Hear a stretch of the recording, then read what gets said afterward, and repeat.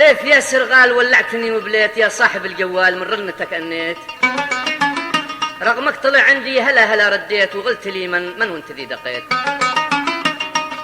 كتب كلمات هذا القصيدة الشاعر الشاب المعروف ياسر قراشع بن بغش أبو ليث.